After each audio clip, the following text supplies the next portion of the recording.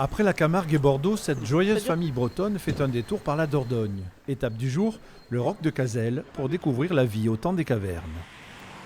On n'est pas embêté par les touristes. Nous, c'est ce qu'on aime en fait, c'est pouvoir être dans la nature et en même temps visiter des chouettes endroits. J'aime beaucoup ce département, ouais. Il est 11h, les Bretons poursuivent leur visite. Rendez-vous en fin de reportage. Cap sur Sarlat, il est midi.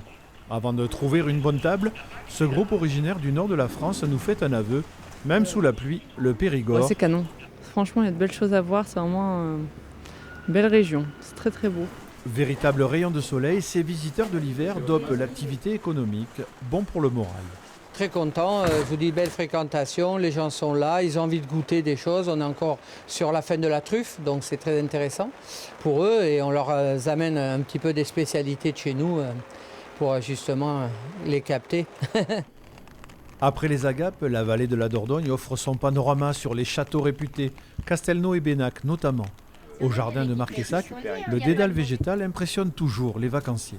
Nous visitons ici les jardins de buis parce que nous sommes nous-mêmes des amateurs de jardins de buis. On sent que c'est des années d'effort, quoi. Mais c'est très très agréable, très joli, hein, ça c'est sûr. Retour aux Eyzy.